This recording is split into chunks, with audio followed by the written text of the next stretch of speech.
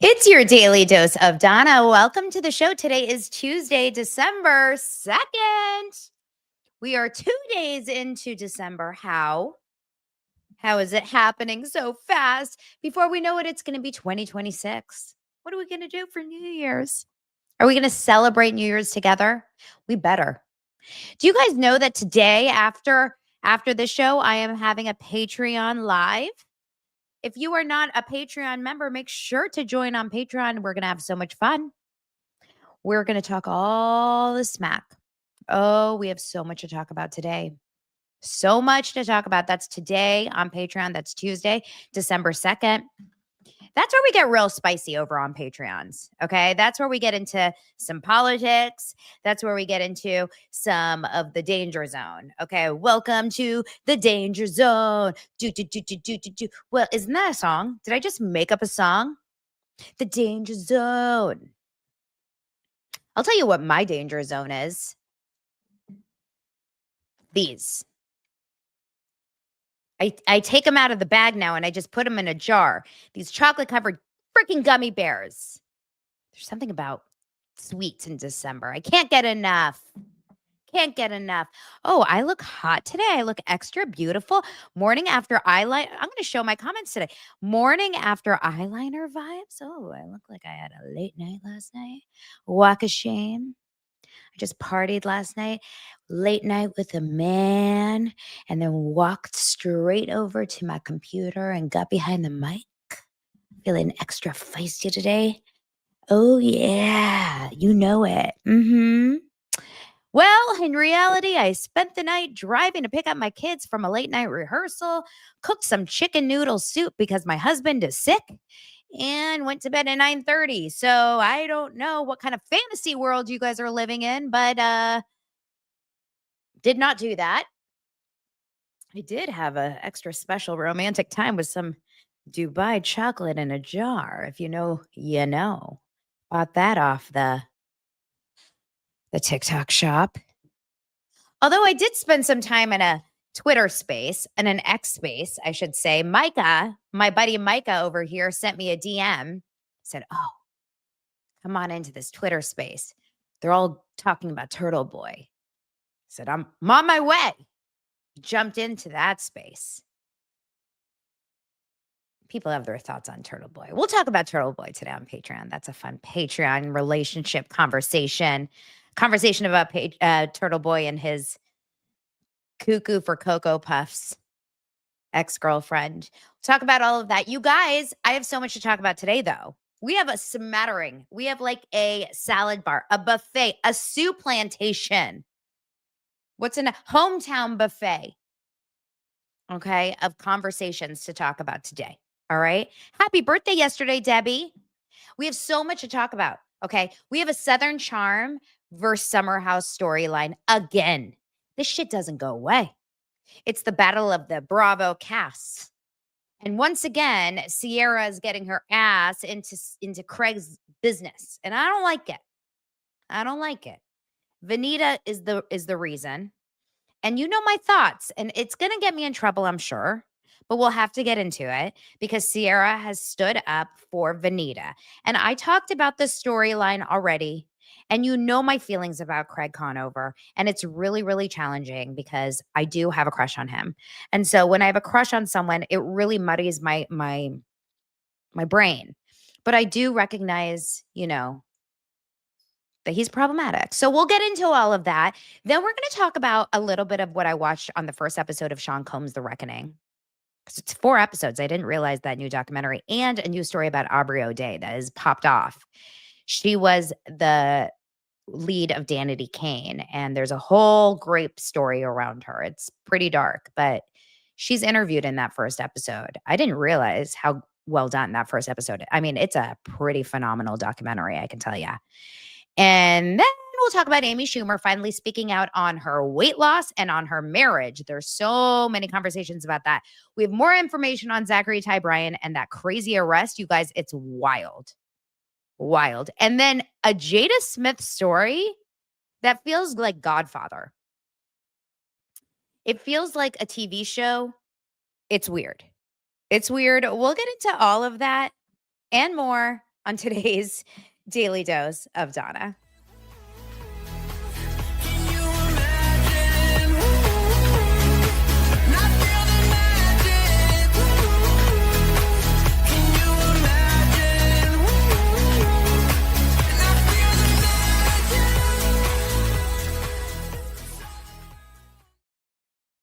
Thank you for being here, everyone. Welcome from what part of town in the city? What city are you in? What country are you in? Because the reason I'm asking is because Elizabeth just said evening, Donna, mods in chat. Just lurking. What do you mean evening? Where are we? Australia?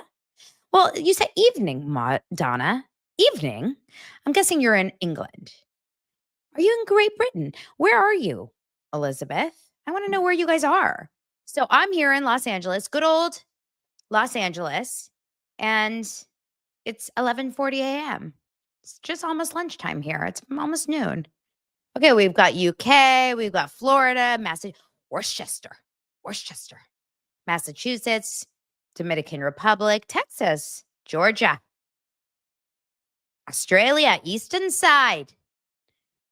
Do you guys just talk about Steve Irwin all day too? Is it like Dancing with the Stars? Or are you guys sick of Steve Irwin too, like I am?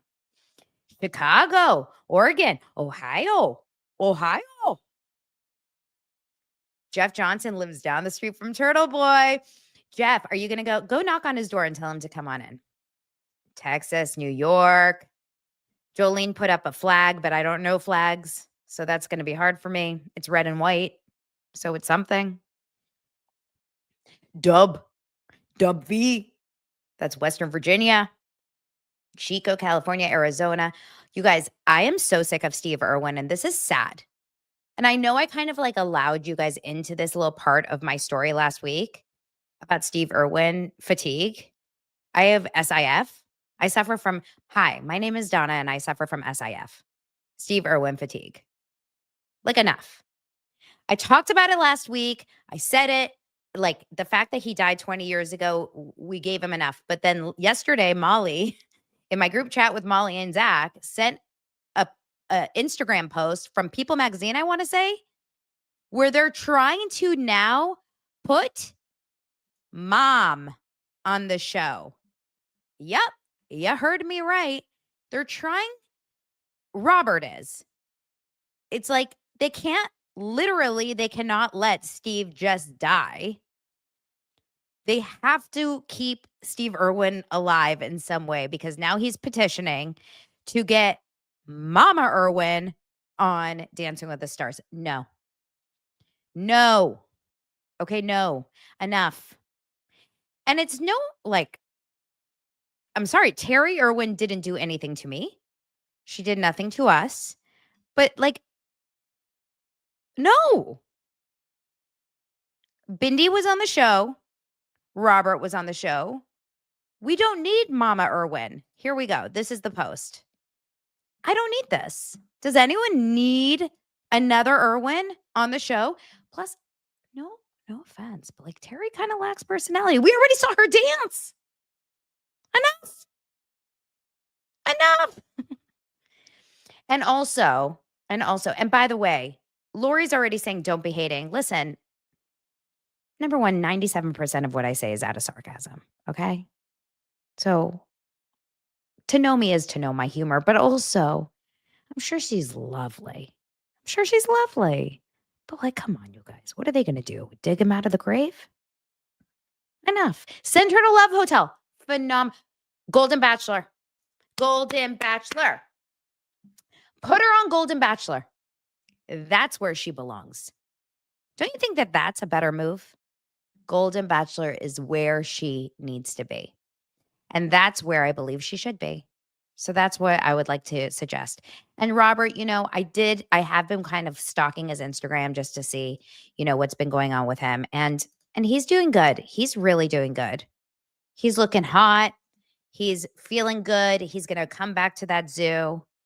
And I mean, he has 9 million followers now. This guy is killing the game. He's killing the game. He's looking cute. Anything I say is in jest with Robert. You guys know that. I think he's a phenomenal guy. Thank you so much for all the support. I'm very excited to be heading back home very soon. It has been quite the passion project that we've been working on back home at Australia Zoo. We opened up a beautiful lodge, Crocodile Hunter Lodge. Look, he's doing good. He a opened way up a Crocodile to Hunter really Lodge. properly welcome everybody to our home. The amount of support from everyone in the States lately has just been incredible. And the amount of people that are now... How many of us are now going to go to the Crocodile Lodge and like visit him? He is doing the best thing he possibly can for that foundation and for the legacy for his father. He really is. Dancing with the Stars has given him that. And I stand true on what I believe about what I said yesterday about Alex Earl and her boyfriend. I believe that they are still, even if they haven't broken up, I still think she's in love with Val. Now, tonight on Dancing with the Stars, believe it or not, Dancing with the Stars is not over. They're doing some sort of holiday special. Are you guys going to watch it? I don't find it like very fast. I mean, Lance shot it. Like he shot a lot of the rehearsals and the behind the scenes and stuff. I'm not really interested in watching it. I'll watch it just because why not? But like, it's not a competition. It's not as exciting. It's not as interesting to me. You know, it's like one of those things. Okay, I'll watch it. Now, something I will watch also, only because why not, is the new Vanderpump Rules. Are you guys going to watch the new Vanderpump? The new VPR is on tonight. I find it kind of interesting. I'm going to give it a chance at least. Will you guys give it a chance? Now, obviously Andy Cohen spoke about it. He's not a producer, believe it or not, on the new Vanderpump Rules. He is Andy Cohen doesn't produce every Bravo show. Everyone thinks he does. He's only an executive producer on the Real Housewives franchises. And then he is the host of Watch What Happens Live. He's stepped out of the Bravo producing space, but he talked about it today on his Instagram, something like that. And Virtual Reality here posted what he said about it. You guys are going to find this funny because of what his kids are saying in the background. Check it out. Guys, I watched Vanderpump Rules last night. I'm not an EP on the show. I have nothing to do with it. It premieres tonight. I loved it. It is a whole new generation of servers. I am seated. I am here. I am into it. Thank you, Ben. I'm so excited. It premieres tonight. And I've got, thank you, Ben. And 6-7. I will be on after Vanderpump Rules and Salt Lake City tonight. I cannot wait for you to see the new Vanderpump Rules, the next generation. I don't like 6-7. Okay, yeah, I don't like 6-7 either. You like 41. I don't. God. So Andy Cohen is obviously very promotional of it, but I would imagine that also has a lot to do with the fact that his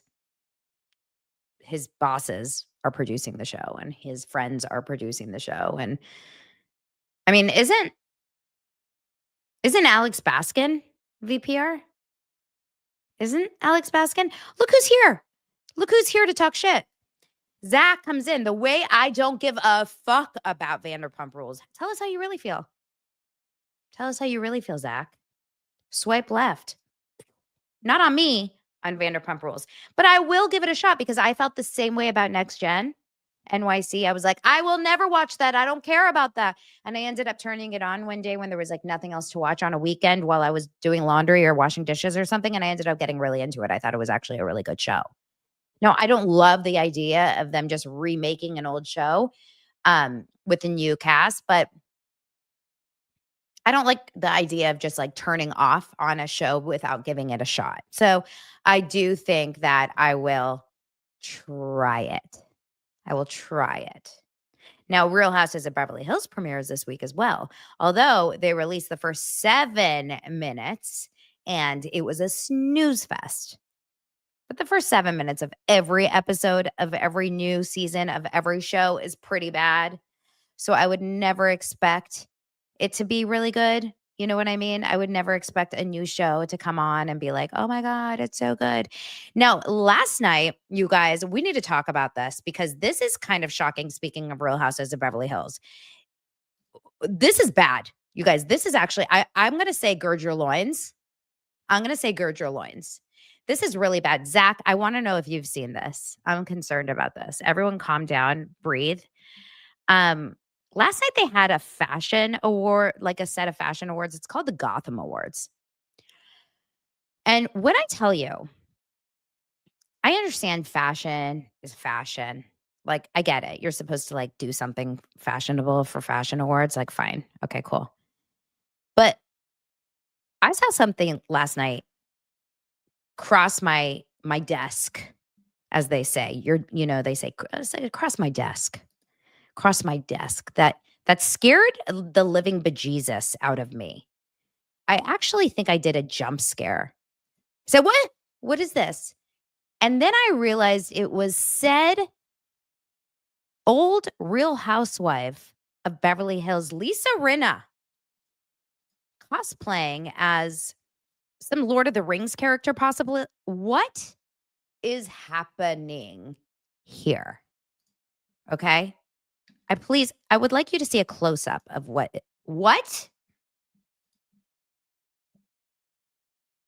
Please? Excuse me, what? Excuse me, who? Hunger Games. This is a good one. Hunger Games. I said Lord of the Rings. It's Hunger Games. Guys, someone actively did that to her eyebrows. Like someone chose to do that to her eyebrows. Kelly Dodd's comment, and we're not getting into the Kelly Dodd story because I find it incredibly dark on this one. But she says, I thought that was Lady Gaga, which is actually a good comment here. Someone said, what in the Julia Fox?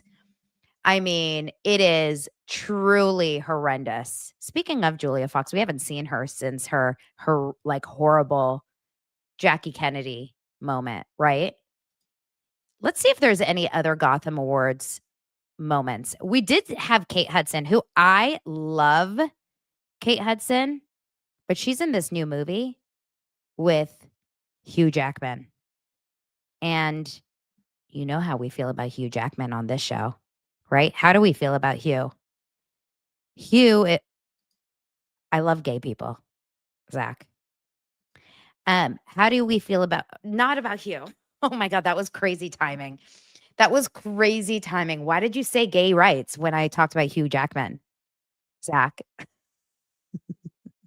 I did not mean to talk about Hugh in that way.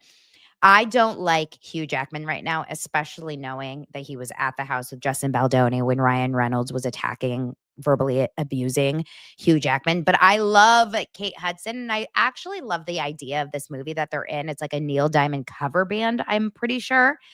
But this is, I guess, when Kate Hudson was asked about working together with Hugh Jackman. Let's hear what she has to say. Of course, it's some bullshit Hollywood response, right? What was the most fun about working together? Oh, most fun? Actually, you are fun. You're fun all the time. You're just fun too. Getting on stage together was pretty awesome. I think, yeah. And we had a great group of actors with us. Yeah, but I think the most fun was just the fact that it was so easy for us. So like everything I just see nipple. The work was fun. And I know that sounds kind of weird, but like we had a lot of fun, but also we were doing kind of intense work and we enjoyed the experience together. You know, it was like safe and trusting, and that made it fun. They have nothing else to say when you just keep saying fun. Fun. It's just so fun. It was just so fun. So fun. Let's see if there's any other Gotham Awards pictures. I have so many. Page 6 is like all my stories from today. It's wild. Now they did sing. They actually did like a karaoke moment last night. I wonder if do they have it here? It was actually really cute, but I don't know if I have it on this moment. This is them last night. There was a couple other interesting looks at the Gotham Awards, but if I can't find it on this, here, all the couples we saw at the Gotham. There's Hugh Jackman and Sutton Foster. Yes, she is now showing up at all of the red carpets with him. They've got to definitely, I'm sure she also calls him fun. He's so fun. Adam Sandler and his wife. They're cute, right? Oh, look how happy Alec Baldwin looks with Ilaria. Ilaria's like, me. It's all about me. Where's Micah? Micah, there's your woman. Go get your woman. And Alec is like, where's that tree so I can drive into it again? Ethan Hawke. And who's Ethan Hawke's wife? Wait, is that Ethan Hawke? You guys, is Ethan Hawke still, I thought he was still with Ciara Hedgewick. Am I crazy? I'm telling you, I really truly thought they were still together, and that's not her. What's happening? Paul Rudd and his wife, don't know.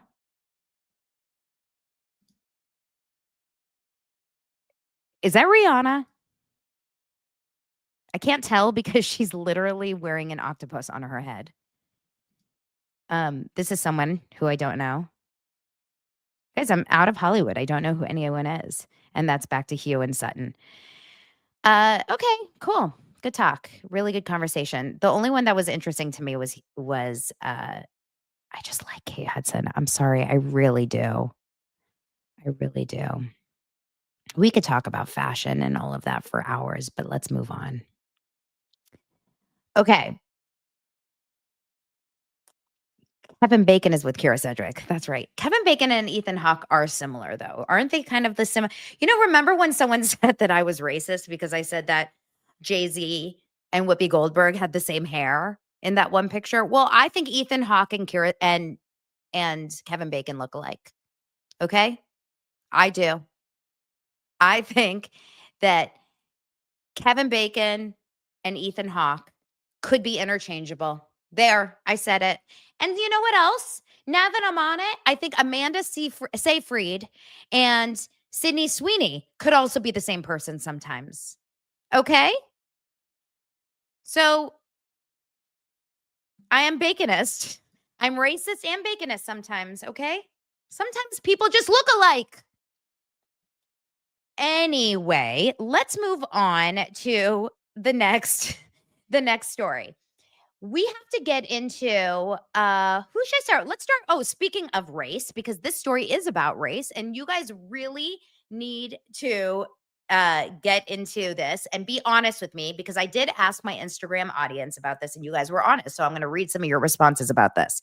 Okay, we need to talk about the Ciara Venita story. So basically, what is happening is on Southern Charm, we have the story of Craig Conover and his breakup with Paige DeSorbo. Do you guys remember this? Now try to stick with me here, okay? Even if you don't watch Bravo, this is very important. I'm going to get you through this. We're going to do it we can do an imaginary diagram, okay? So Southern Charm takes place in Charleston. And then Summer House is that house, the fun summer party house in the Hamptons. These two shows are on Bravo, and they used to be like besties. It was very incestuous. They would all hook up.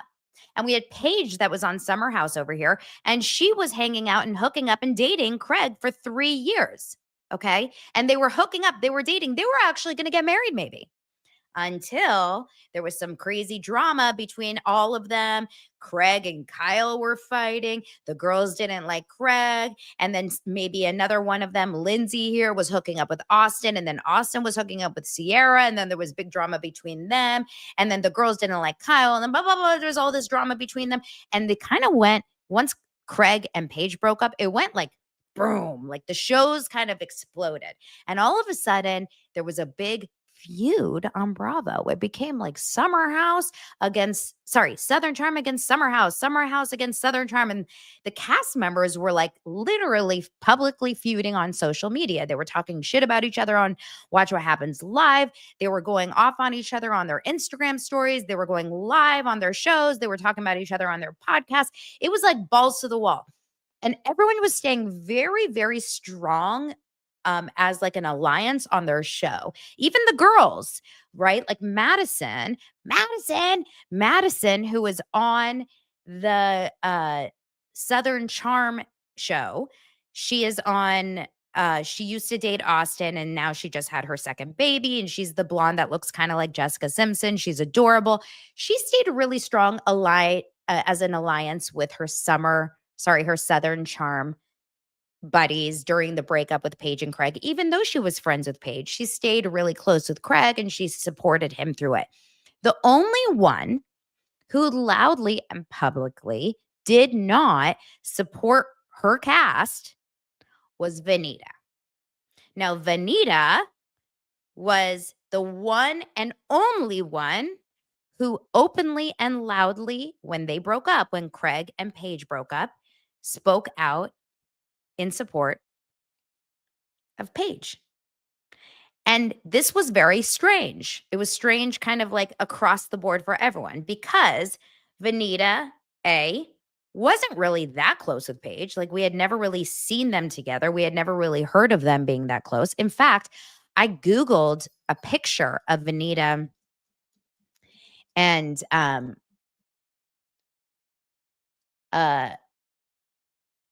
actually Googled Venita and Paige, like, to find a picture of them, or Venita and Ciara, who's another person on who's involved in the story, who's on Summer House, and she's Paige's best friend. And I could not find more than one picture of them together. I couldn't find one picture. I literally found one picture when Paige was on Southern Charm as, like a cameo as Craig's girlfriend. When Paige was guesting on Craig's show and was in a scene with Venita, that was the only time I could find actually a picture of Venita and Paige together. So it was weird. It was like, there's no actual evidence of Venita and Paige having this like great relationship off of the shows. Yet when they broke up, Venita out loud spoke in support of Paige. There was this weird, like, whose fault was the breakup? Did Craig cheat? Did Paige cheat? There was all this back and forth. We talked about this months and months and months ago. And for some reason, the big story was that Venita was supporting Paige. And people did feel that it was a little weird. Here is our favorite. I don't want to bring this up, but I will just because I have to for the story. Nick Viall, he had Venita on his show right around the Paige and Craig breakup, and he asked her about it. And this is what she had to say about it. Volume would be good. High volume would be good too. Hold on, here we go. Take on Craig and Paige breakup. Like, how is Craig doing? Do you think it's being handled well? I don't even know how to answer that, to be honest. I think Craig is doing Craig. What's that mean? Yeah. I don't know if that's a dig or support. I don't either. Craig and I aren't that close, so Okay. I can't really speak to how he's doing. You know what I mean? And like when I say that Craig is doing Craig, like Craig is not really opening up and speaking about it to us as a group. Okay. So we kind of get anything about the relationship from what we see online. You know what I mean? It's not like he's confiding in, at least he's not confiding in me. So. Gotcha. Just from what you're seeing, or just from what you know of the man, because you know him better than we do. Do you think his heart is still broken, or do you think he's milking it? Both. From your perspective, how do you think he's milking it? I just think that like she's not running around doing all these like PR moments about it. She's just trying to like let the situation die, and like he's still doing that. And it's just like, we understand like your heart's broken, but like it almost seems like you're dragging this out longer than it needs to be. Like just let it be like as clean of a breakup as it can be. You know what I mean? Are you referring to him going on Tamara Hall? Well, he did that. He's done a slew of other things too. You know what I mean? But it's just like, at what point are you going to allow yourself to heal to not continue to do these things? You know what I mean? Like, the person you want to listen to you right now, she's not. You're not together anymore. It's okay. Do you think he should let everyone know what Paige is or isn't doing? Yeah, I think he should. Only because he is deeming her to be attacked by not. So like, speak your truth and let it be known the same way you're speaking your truth about everything else. What if he doesn't know? Then stop answering like you do. Ooh, Okay. period. Venita. Okay, so she essentially went after Craig and was like, stop talking, stop going after Paige. But remember, there was two schools of thought here, and there were two sides to the coin, right? There were people like this who were watching the story and thought, actually Craig is not really doing anything to attack Paige. And if you go back and watch, Craig was not saying one bad word about Paige this entire time. Now, her supporters would say, well, in fact, he was never denying that she cheated on him. He was never saying that she was a great person. He was never supporting her. So in essence, by not saying anything good about her or defending her, he was letting the stories run wild. But the truth is that ultimately, I think it comes down to the fact that she just picked a side in the relationship. She picked the girl over Craig. And I'm not going to blame her for whether or not she picked him or her. But to every action, there's a reaction, right? And if you are picking a side in a divorce, when your best friends get divorced or when your best friends break up, right? Have you ever had a relationship in your life, a neighbor, a best friend, or whatever, who gets divorced? Like if your kids go to school with someone and your friends, a couple friends with someone, and then they get divorced or they have this nasty breakup, you kind of like have to pick your side in a divorce. And if you do, and they do get divorced, you can't really be friends with both of them, especially if you say out loud on a public show like Nick Viall that you made your bed or you chose your side. So once you do that and you pick your choice, you're going to have a reaction. So once she did that, Craig made the decision, and I think he said it on Watch What Happens Live, I can't be sure, that he chose to not be friends with Venita after that. He was like, I don't want to be friends with her. If she doesn't support me after the breakup, then fine, then we don't have to be friends. I personally do not in any way find anything wrong with that. I think that's completely legitimate. I think that completely makes sense. For me, it works 100%. That being said, the show starts filming. And I will add one more thing. At the end of last season, there was a pool party. Whose house was it at? At Sally's house or something. There was a pool party. And Venita is drunk and falls into the pool. And Craig saves her. I know this sounds crazy, but Craig saves her life from falling into the pool.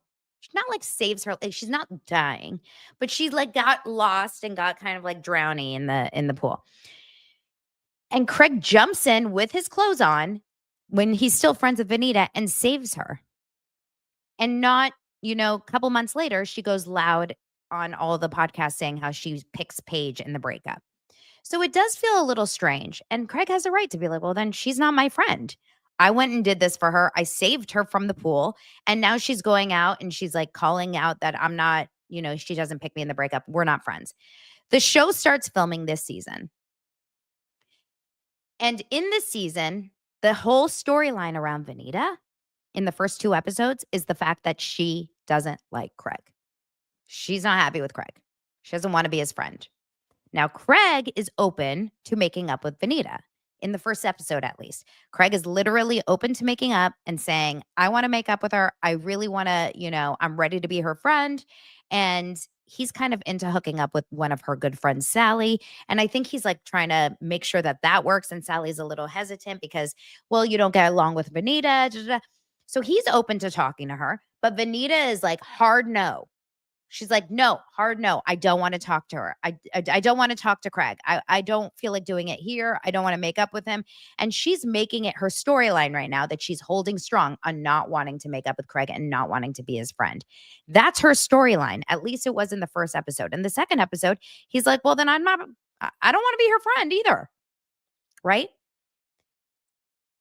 That's all there is. It's just a disagreement between friends.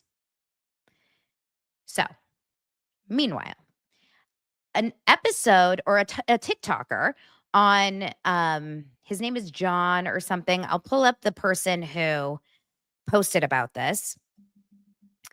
Well, Queens of Bravo posted about it, but Real Moms of Bravo posted the TikTok. They post on TikTok about, or on Instagram about the fact that basically Venita, this guy I think his name is John, posts about the fact that that Venita is like the queen of Southern charm and that she should be treated that way. And it's really, really unfortunate that she is not given a second chance like some of the other girls, and how the boys on these shows are always given second chances, how they treat the girls like shit.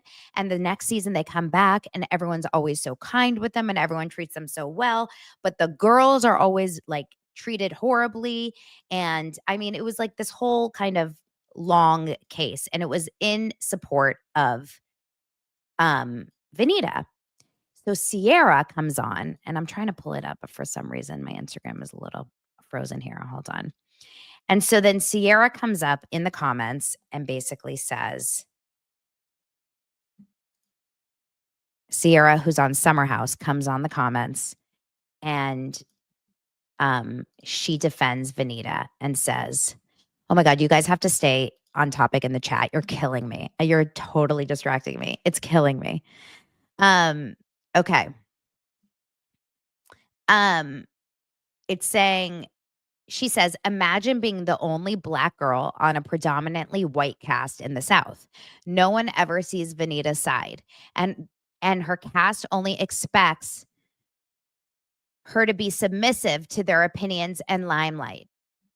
If a main cast refuses to film with another main cast member, that's code for trying to push them out. So yes, your entire analysis of situation is correct. Okay. So essentially, Ciara's coming in. Ciara's a girl on Summer House, comes in and says, not only is Craig pushing Venita out of the show, but essentially what he's doing is pushing the only Black member out of the show and saying essentially that what's happening here is more than just a disagreement. What's happening here is that they're trying to push the only Black person into being submissive to the opinions and to the limelight. And they're trying to basically not let her get paid for her work. Okay. So I am very interested on your end to hear what you guys want to, like what you guys think about this. I'm very, very interested. So there's two schools of thought here on this one. Okay. Number one, in order to like really assess the situation, you actually do kind of have to know like the reality of, what she's saying in terms of race, etc. She's right in terms of the race. There are no other Black cast members on that show. As far as I can remember, I think she is, and you guys tell me, I think she is the only Black cast member on this show and for its entirety. If I could be like cast member, series regular, and tell me if I'm wrong. I don't have like the entire cast list in front of me for the entirety of the show. So that is right. Okay. Now, as far as I know, she also mentions, imagine being the only Black girl on a predominantly white cast in the South. I do believe, as far as I know, that the South, especially Charleston, and look, I don't have all the demographic in front of me. I don't think is Charleston a predominantly white city? This I need to know as well. I don't know. But the question is the reason that Venita is going through the situation with Craig about race at all? Or is it because of the situation that Venita's in, having nothing to do with the color of her skin? And that I'm curious about what you guys think. For those of you that are watching the show, that actually are aware of the show and know the case. Now, the comments are interesting, and I love reading the comments about this. Bravo All Black, who's a content creator, they have a podcast, they're great, says, this is what I was saying. He's not just saying he doesn't want to be friends. He's trying to stop her bag, and that's diabolical. I personally cannot, and I don't want to speak for other people's experiences, but I don't believe that that's true. I truly do not in my heart believe that Craig is like, I don't want Venita to get paid.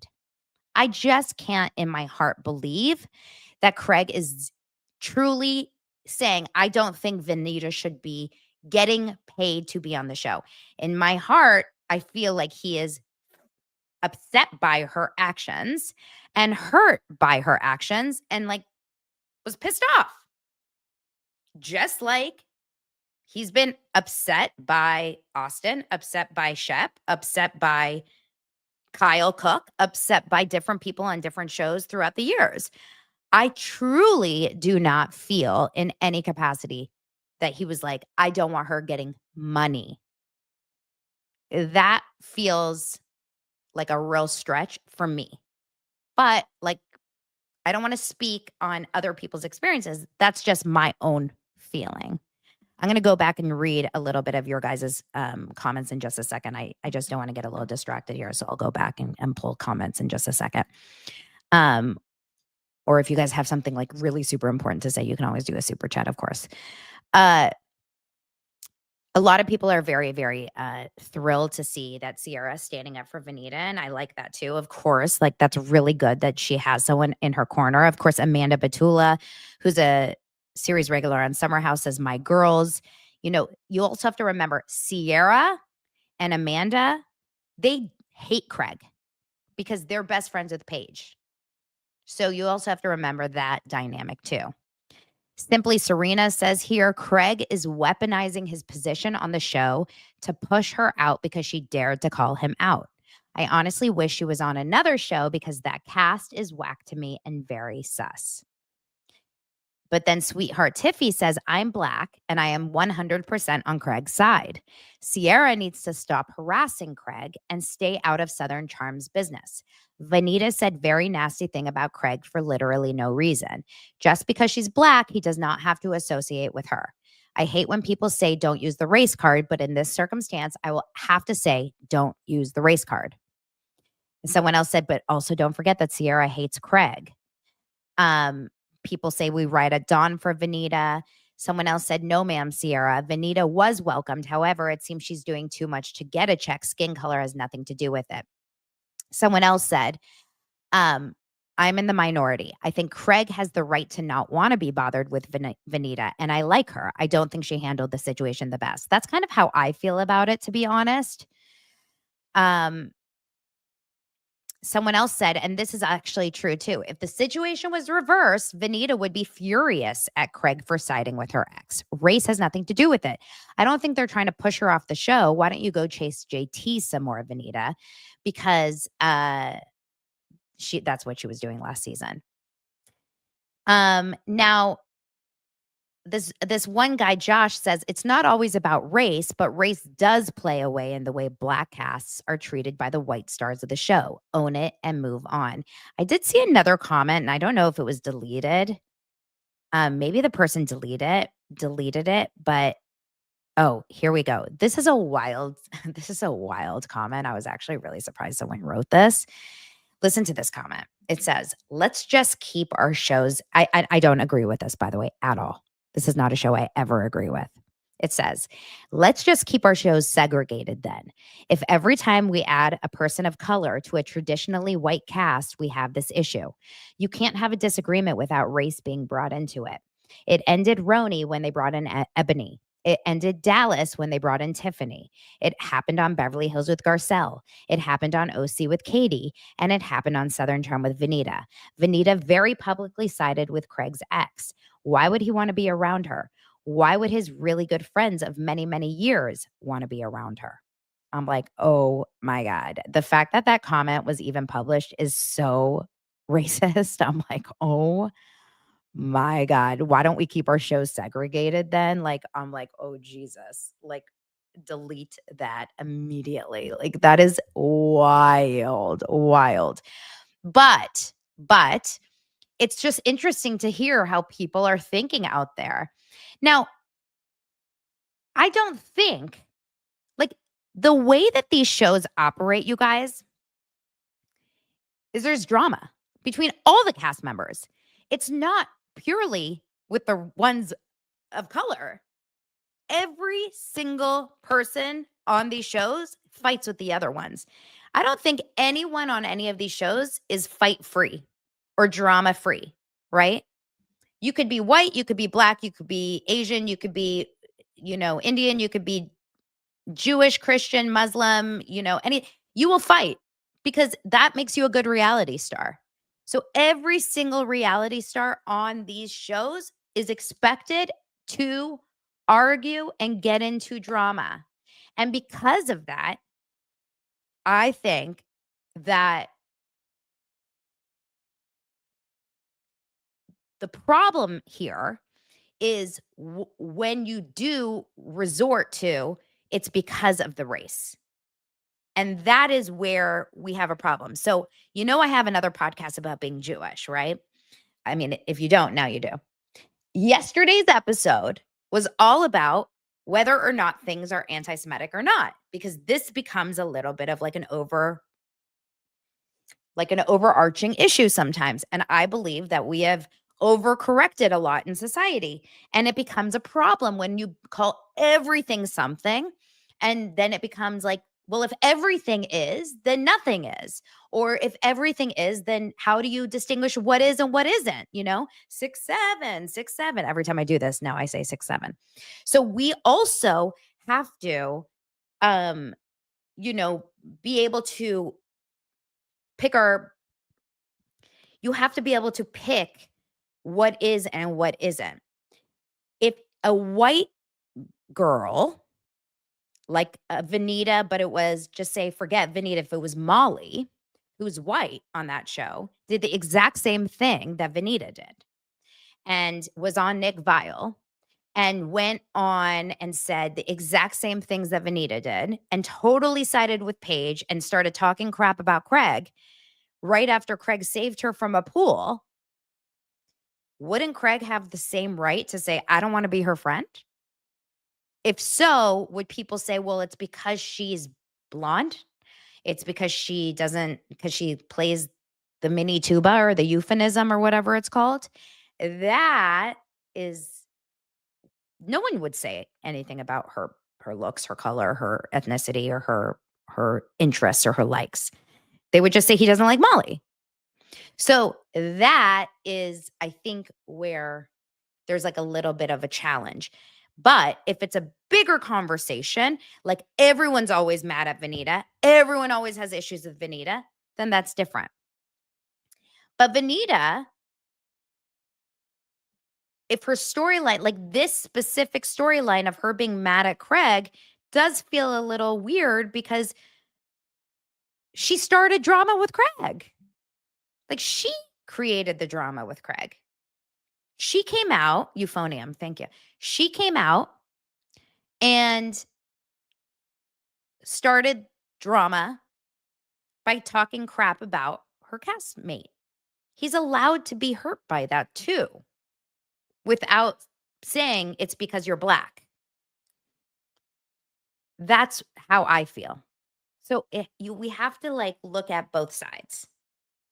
I still like that Ciara's standing up for her, but now it becomes a bigger storyline about, race and everything. And that is like, then it's now it becomes in a place like, does everyone have to be scared about ever being angry with Venita? So Venita can get away with everything because she's black now? Because if, God forbid, a character on the show is mad at Venita for something she does, then are they going to be considered racist? That's where you get into a problem on these shows, which is not realistic because you should treat everyone on a show as your friend. If you're friends, you're friends. Okay, so now I'm going to read some of your comments. let's go back.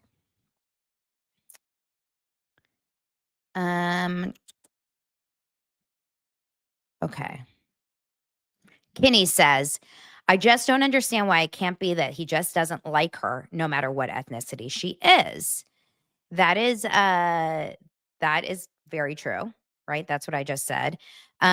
We were talking about the ethnicities of people that live in Charleston. Most Black people live outside Charleston. Yeah, Charleston itself, like where everyone lives, is very wealthy. And you're saying most white people live in those areas. I think a lot of the cast on Southern Charm came from a long line of Southerners who could have had slaves, Debbie says. Remember, I went to Charleston. I went to Boone Plantation, where Blake and Ryan got married, right outside of the slave dwellings. Wasn't that beautiful? Shannon says it's about her personality, not her race. Miss Squishy says there's shows with all Black or more Black cast members, such as Southern Charm, New Orleans, Summer House, Hamptons, and they don't get raining, so stop complaining. Bravo tries. Okay.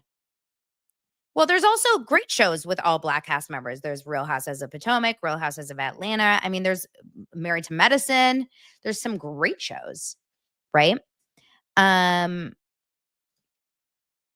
You think Trent says not about Craig, but I feel a lot of the cast members are sus on that, meaning like with race issues.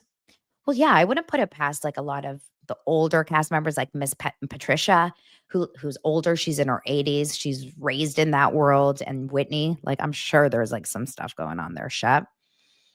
Let's see. Sabrina says, I think the undertone of the show is not diverse at all. The only other person of color, Leva, is the only other person in the show. Craig does seem vindictive and revengeful for her words. Interesting. Kate says, last season, I lost all trust in Venita. She was lying to everyone and was in love with JT. Yeah, she had a bad season last season. 100%. Squishy says, I think Craig disliking her is genuine. If anything, he took race into account. He'd be too nice to her. Interesting. Christina says, Venita is the only Black cast member on Southern Charm, but it has nothing to do with skin color. No offense to Black people, but some Black people use the race card for a situation as this, not race. Debbie says, I think Southern Charm just doesn't know what to do with Venita. She has weak storylines. So that's another thing too. I wish we had a bigger storyline with Venita. Like last season, we kind of did with the JT storyline, but it wasn't the best for her. She looked a little bit like a homewrecker in that season, remember? But I really wish there was a better we had a better storyline around her, you know? Sabrina says, Craig, Shep, Austin, and Whitney have never really grown up. They are still boys and act like boys. A boy would seek revenge, even if that means taking her paycheck. That's interesting. Does Summer House have a Black guy at some point? I swear you talked about a guy that had diabetes. Yeah, that was JT, but he wasn't Black. Venita could have sent, Jewel says, Venita could have sent a text to Craig explaining her side and worked it out like adults. I think he's upset, but I hope he's not being so petty to mess with her check. He can get over it. That's the thing. I don't think he tried to talk to her in the first episode. Did I make this up? Remember they were at, please help me here. He was at, they were at the, baby shower. And he was like, I'll talk to Venita. He was totally down to make up with her. And she didn't want to talk to him. I swear she didn't want to talk to him. I think he was ready to make up with her. Wow. Listen to Special K says, I had never experienced so much racism until I moved to Charleston. It was shocking. Who knew? Micah says race is always a factor in nearly everything in our daily lives. Whether you want to admit it or not, it's an inherent bias and something people have to deal with on a daily basis. I completely agree. On that. Yeah, there's always going to be undertones of these things. I think people always say, well, I don't see it. No, I'm not. I'm sure it is. I am sure it is. Okay. Let me see if there's any other important. Kate says, Venita is acting like Craig broke up with her. She is just being an asshat and mean. And then Sabrina says, if it was Molly and not Venita, she would be supported by one of the other guys and wouldn't be shunned. Well, Venita is being supported by Rodrigo. She's not completely being shunned. I don't think they're genuine friends with Venita. I think that's the issue. Yeah, you're right. I think that's actually a big, big problem here too. I stand by Donna. Jay-Z does look like Whoopi at times. It's the hair. It's not the face, it's the hair. All right. I like that Rodrigo and Venita are friends. It gives her someone to film with. And she's best friends with Sally, according to the show. So, like, it's all good. I don't think Southern Charm has even had Jewish cast members. Hell no. I don't think any Jew has ever been anywhere near Southern Charm. Okay. We will definitely continue to follow that story. We'll see what happens. But I wonder if Venita will speak on it or Craig. We will see what happens. Okay, let's move on and let's talk about a couple other stories. Before we get into it, I want to remind you that this week's episode is brought to you by Hers Weight Loss. These days, life is busy, schedules are packed, and taking care of yourself can feel like a full-time job. But who has the time? Hers is here to support you on your weight loss journey.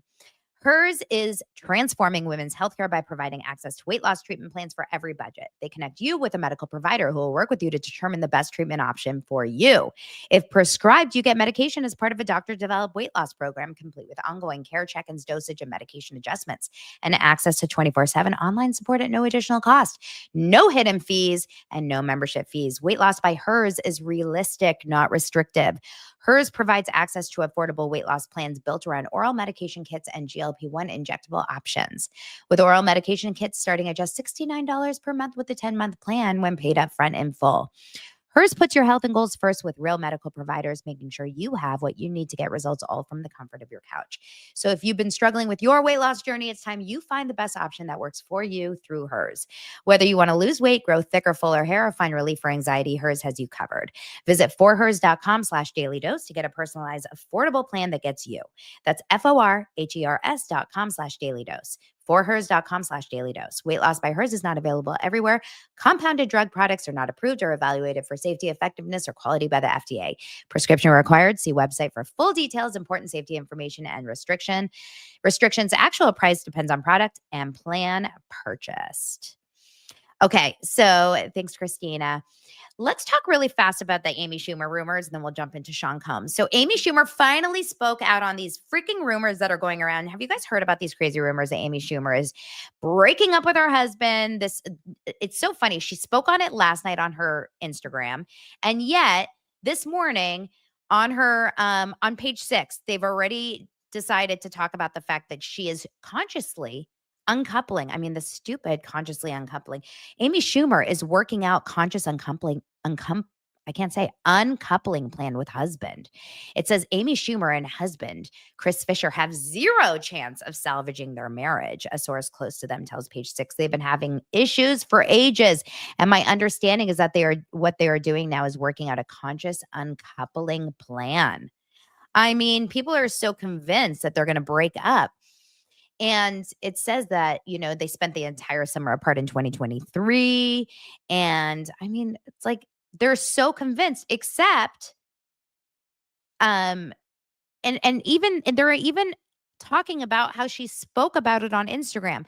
The problem with this is that whoever wrote this damn article, I think just doesn't understand her humor.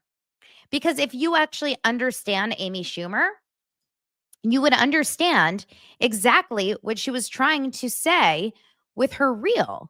So she wrote, wait, did she delete it? There's no way. Oh my God, she deleted it. She deleted it off her reel. Wait, that's so interesting that she deleted it off her reels and then just put it on her stories. Okay, so let me make this. Oh, it's not going bigger. Okay, I'm just going to read it for you guys, and it's really hard to read, but Jesus, this is really hard. She totally deleted the whole video. That's too bad. Okay, it says bedroom tour by Jean. I never, ever wear jewelry. I don't get Botox or filler. I didn't lose 30 pounds. I lost 50. not to look hot, which does feel fun and temporary. I did it to survive. I had a disease that makes your face extremely puffy that can kill you, but the internet caught it and that disease has cleared. Sorry for whatever feeling it's giving you that I lost that weight. I've had plastic surgery over the years and I use Mounjaro. Sorry to anyone.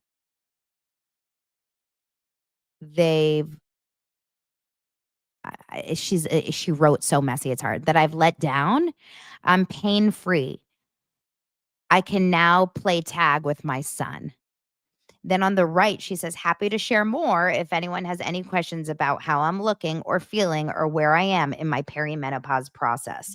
And then on this side, she says, whatever ends up happening with me and Chris has nothing to do with weight loss or autism. Fingers crossed we make it through, though. He's the best. Now, it sounds very like cryptic. It sounds very cryptic, like fingers crossed we make it through. He's the best. But if you actually watched the video, which I did last night when she deleted, it was the cutest video. It was a messy like house tour by her son. And he was so cute. He was like, this is my room. This is my mom. She's the funniest. And she was laying in his bunk bed with like a book. And he goes into the kitchen and his dad is in the kitchen, like microwaving something. And he goes, this is my dad. And then this is my mom. And this is my house. And this is my ball. And this is my book. And this is my tent. And then goes back into the room and says, this is my mom again, whatever. And then the dad gets into the bed with the mom, into the bunk bed. And they're like all hanging out and having like a nice afternoon. It was just so cute. It was like I thought, I even posted on my stories. I was like, this is the cutest video. It was such a normal family moment. And I thought her statement of like, whatever happens between Chris and I has nothing to do with weight loss or autism. Fingers crossed we make it through. He's the best. Like that's such a Amy Schumer comment saying like, we're totally fine. Like, shut up. I thought it was so cute. It did not in any way like spark conscious uncoupling moments, but maybe Page 6 knows more than me. Anyway, I thought it was adorable. Yeah, as Debbie says, marriage is just really freaking hard. No shit. Hardest thing I've ever heard of. It's so hard. Hardest thing I've ever heard of. Hardest thing I've ever done. Hardest thing legit I've ever done.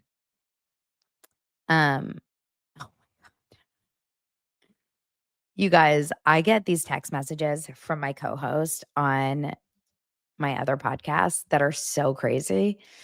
He always sends me these text messages. If I read to you right now what he just sent me, you guys are going to probably want to go and listen to my other podcast if you're interested in these kinds of things, because these are the things that he sends me. He just sent me a text message saying, listen to this class that they offer at Princeton right now. Do you guys want to hear? Let me know if you want to hear the name of this class that Princeton is offering right now. You're going to die. Oh my God. This is a real class for 2025 to 2026 spring at Princeton. All right. It's called Gender, Reproduction, and Genocide.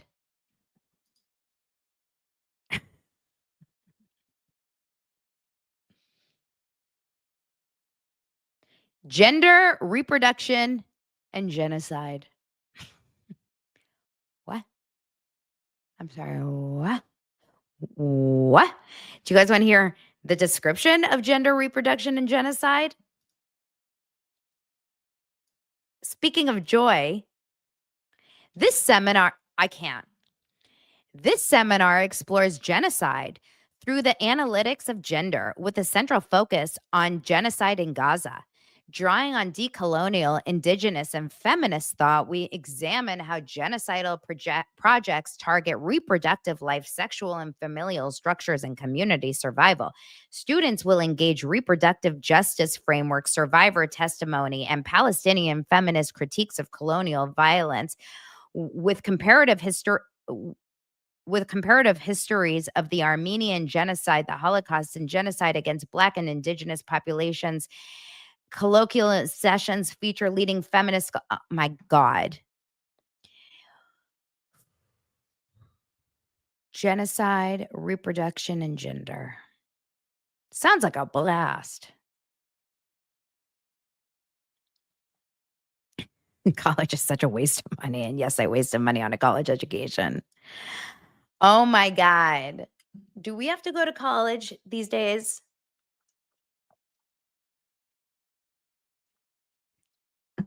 Oh, do we? Okay, let's keep going. Can't we just teach pop culture? It's working out for me. Okay, so next, I will.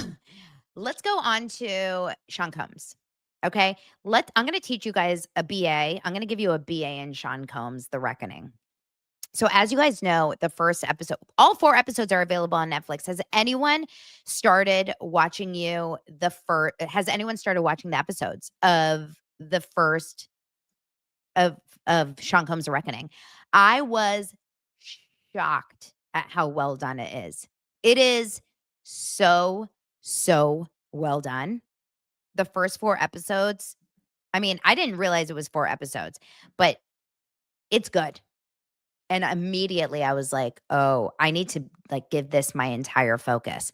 There's so many good pieces of footage. Maddie, I have to call you. I saw your text.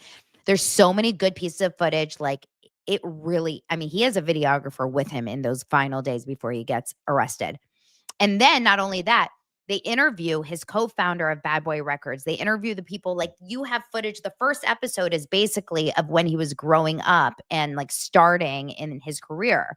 So I find it really interesting. In fact, so 50 Cent, Curtis Jackson details his involvement in making of the documentary and a potential sequel.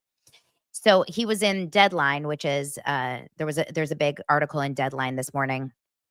And it talks about the fact that even though he's really into trolling Sean Combs, the documentary is not a trolling doc. It says he's not going to come up at random moments to mock Combs or make silly jokes. It's a professional documentary. And the reason that he picked the director, Alex, to work on it is because she's actually directed a lot of great documentaries. She's worked on Chelsea Handler's documentary. She worked on a documentary about Roger Corman, who is an actor and film producer. She's worked with a bunch of different documentaries, a docuseries Pride, which explores LGBTQ plus rights in the United States across decades. So Curtis Jackson, 50 Cent leaned on Stapleton to tell an unbiased story through her lens.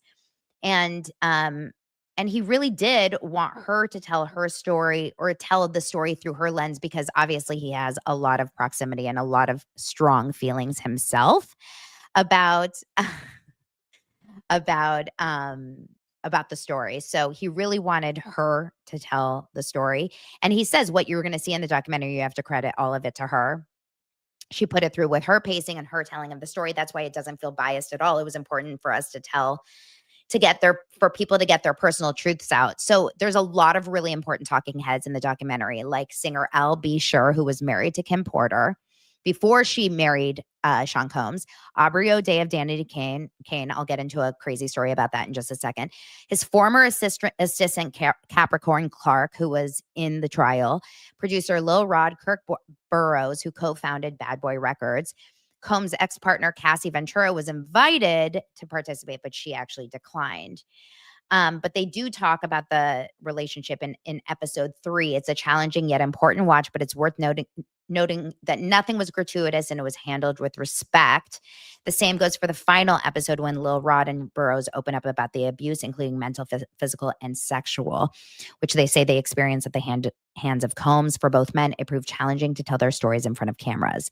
When men began oh my God, I need to learn how to read today. Hold on. When men began accusing Combs of sexual abuse, there were comments on social media poking fun at Combs for potentially being gay or bisexual.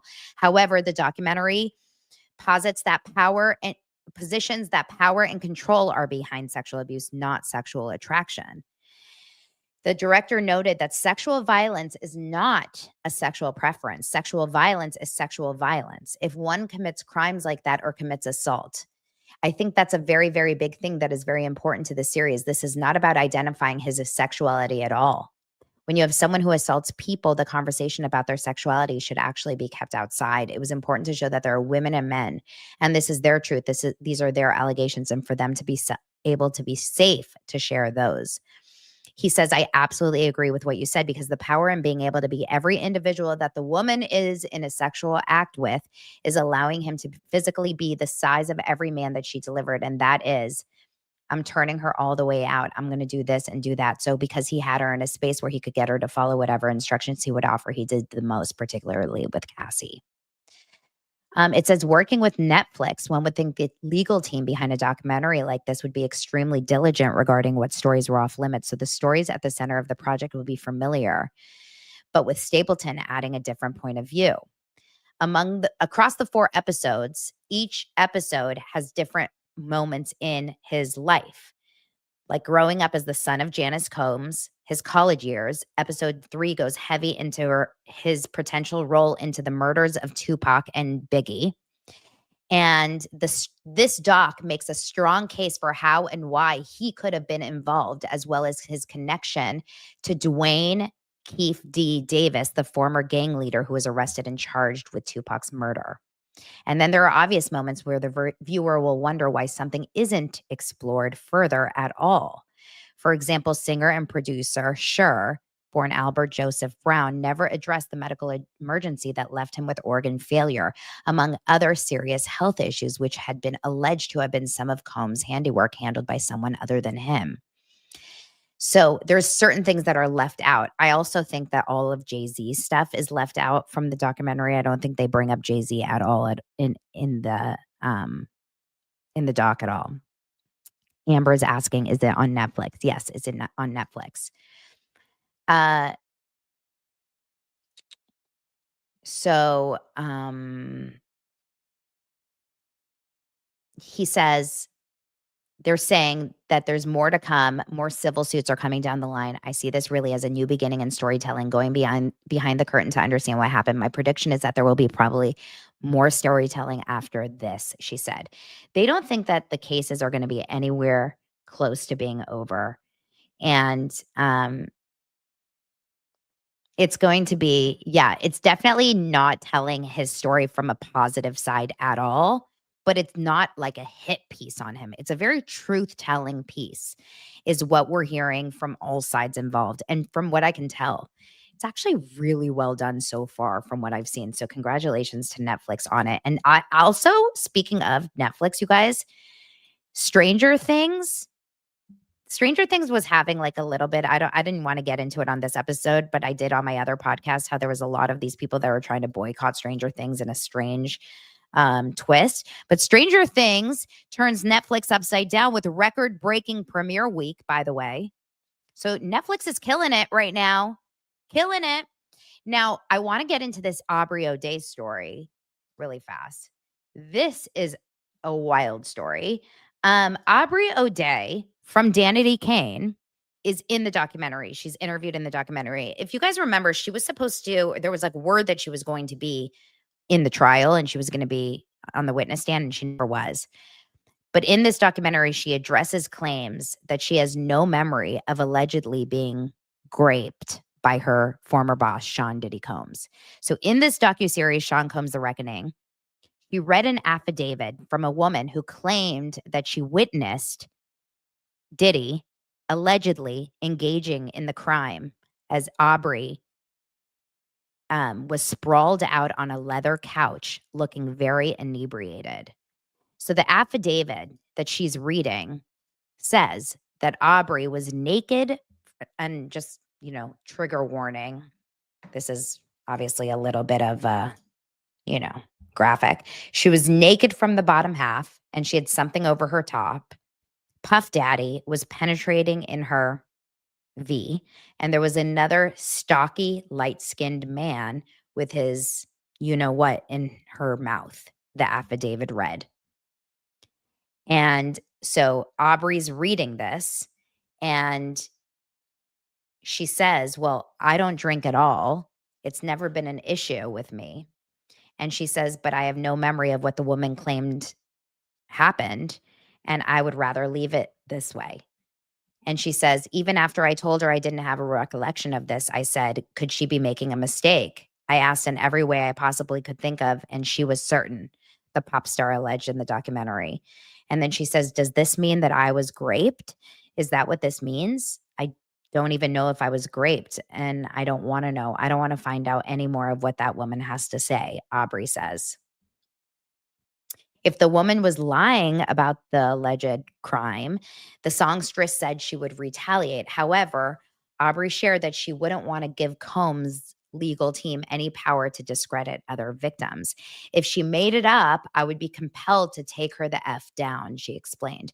And you realize the burden that puts on my soul for the past year, which is if I expose one victim who's got a civil lawsuit that gives Diddy and his legal team credit to take down everybody else as potential liars. It goes right back on my shoulders just like that. The weight of that man and his bullshit. I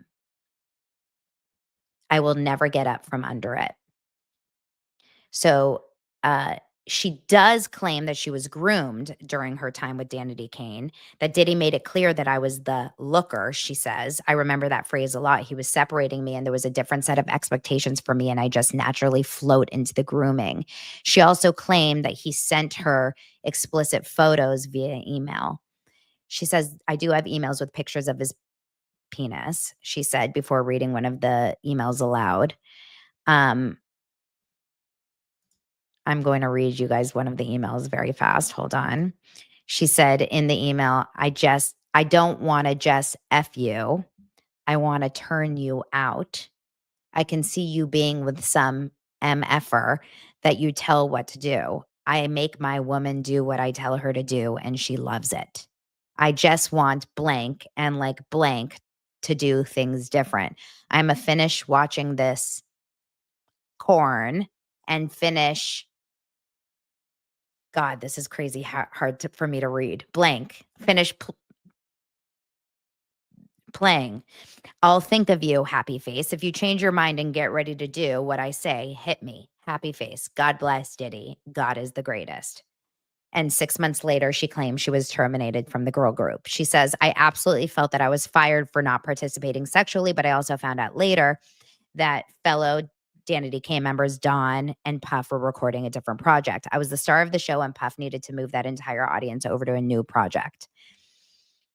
And that's that. So she's interviewed in the documentary, in case you guys just kind of want a little memory of what they looked like when they were working together. This is Aubrey and Puff Daddy when they were working together back in the good MTV days. It's really just devastating. And this is what she looks like now when she's being interviewed. It's a really crazy story. She's straight up saying, I have no memory of having been experiencing this. I mean, it's pretty, you guys, this guy ruined a lot of lives. Like, it's bad. Real bad. Real bad. I will definitely continue to watch it, and I think you guys definitely should as well. And we can keep talking about it. We'll talk more on Patreon and stuff about it too. Okay, let's get into this wild Jada Smith story. What? When I woke up and saw this, I was like, excuse me, what? Will Smith's longtime friend Jada, wait, hold on. Not longtime friend Jada. Will Smith's longtime friend claims Jada Pinkett Smith threatened his life. Things that I believe for 100, Alex. Alec Trebek. Rest in peace. Does anyone still watch Jeopardy? You know, the other day when I brought up Ryan Seacrest, someone told me, I still watch him on Wheel of Fortune. I'm like, he does? He does Wheel of Fortune? When I tell you I don't watch Wheel of Fortune, like I really don't watch. I mean, I don't watch any of those things anymore. Will Smith's longtime friend claims Jada Pinkett Smith threatened his life in a $3 million lawsuit. Jada Pinkett Smith is being accused of threatening harm to her husband, Will Smith's former close friend, for revealing details about her personal life. In the lawsuit filed on November 7th, his name is I'm sorry if I say this wrong, Bilal Salam, who refers to himself as Will's best friend, for nearly 40 years. This is him down here. Claims Jada confronted him at Will's birthday party on September 25th at 2021, held at the Regency Calabasas Common. While in the lobby, Jada Pinkett Smith approached plaintiff with approximately 7 members of her entourage, became verbally aggressive, and said, "Keep my name out your fucking mouth." No, I don't know if she said that, but I'm assuming she said something like that, right? Became verbally aggressive and threatened plaintiff by stating that if he continued telling her personal business, he would end up missing or catch a bullet, and demanded he sign a non-disclosure agreement or else.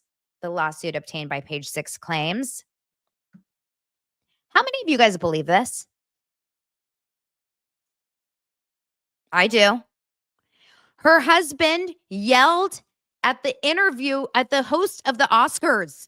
During the Oscars, her husband punched Chris Rock while he was hosting the Oscars for talking about his wife. I believe this. Wait, Andy interviewed him? Like recently? I need to know everything. How does Andy always get the inside scoop on these things? Bilal Salam? We've got to find out. Salam alleges that an associate of Jada's then followed him to his car and continued making verbal threats against him. In the lawsuit, he claims a retaliatory campaign was later launched against him after he refused to help with crisis management following Will slapping Chris Rock at the 2022 Oscars. Salam claims he refused to perform tasks he believed were illegal, unethical, or morally compromising. Salam is also suing Jada for intentional infliction of emotional distress because she denied to TMZ that she had ever seen Will engage in any sexual or intimate behavior with men. Oh my God, these two are so fucking shady. This was a false denial, as plaintiff had already released a viral video showing Will Smith gripping Alfonso Ribeiro, including his penis, nipple, and buttocks, in front of defendant and her children who were visibly present. Salam claims in the lawsuit that Jada's false denial was a deliberate effort to discredit him and imply that his prior statements about Will were inaccurate, delusional, or fabricated, causing severe public ridicule and loss of credibility. More allegations include that he was threatened by a manager on behalf of Jada to work something out and to end this feud before you get physically hurt, in regards to a memoir he was planning to release. Salam claims his reputation was destroyed, his health deteriorated, and he suffered financial loss and emotional trauma as a result of Jada's alleged malicious, intentional, and reckless conduct. He's seeking $3 million in damages.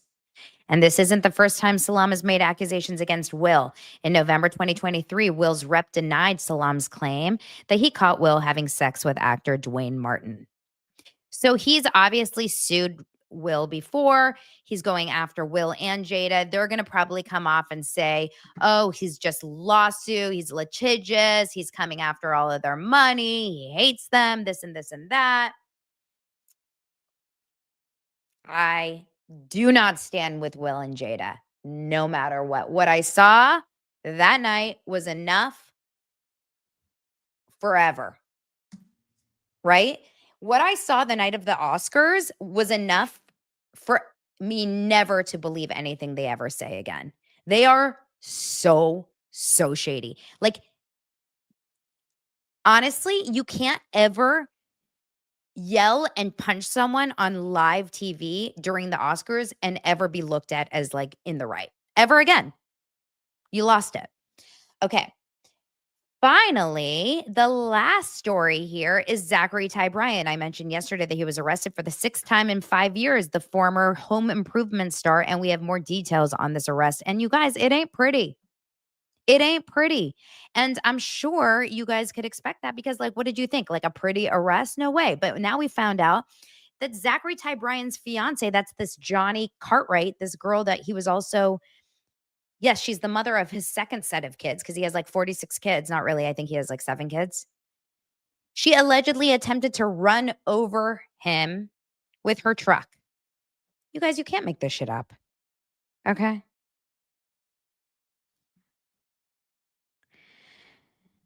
The Lane County Sheriff's Office released a statement via Facebook on Monday detailing that 2 Eugene, Oregon residents were arrested after an incident. On November 29th, authorities responded to a report of reckless endangering in the area of a popular camping area. They learned that the home improvement alum, 44, and Johnny Fake Cartwright, 32, had been driving together in the area with their 3 young children. And at some point, he got out of the truck and began walking because they were probably fighting in front of their 3 young children. Oh, look at them in happier days. I say this as a joke because he still looks completely out of control, drunk or messed up in that picture. So he gets out of the car, apparently, because they're probably fighting. And then she attempts to run him over, crashing the truck with the children inside into the ditch. Okay. Brian was able to move out of the way and avoid injury. No one inside the pickup was injured, the statement further read. While interviewing the couple, deputies observed signs that both were impaired and learned that Brian was not supposed to be in contact with Cartwright. The sheriff's office then confirmed that the mom of 3 was arrested for attempted assault in the first degree, 3 counts of recklessly endangering and driving under the influence. As for Brian, he was arrested for a probation violation and on original assault, charge of assault in the 4th degree following a domestic violence conviction. We've heard all the stories there. Okay, so this is her during happier times, I guess, when she wasn't trying to run over the father of her kids with her kids in the car. And this is his new mugshot. Or is it his old mugshot? I mean, I feel like all the mugshots look the same. Guys.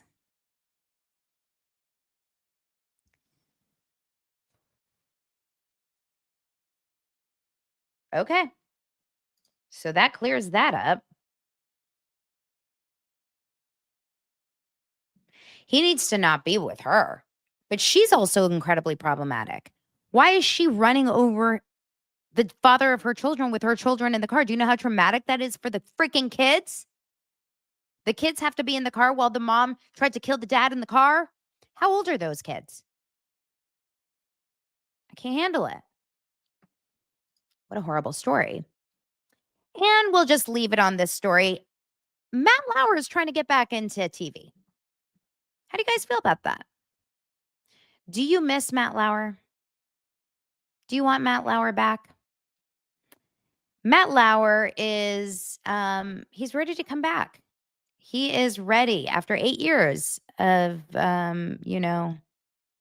being fired after the Today Show. He wants to get back into the media arena in some capacity, if not TV.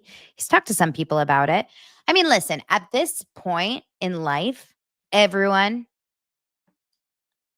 can come back.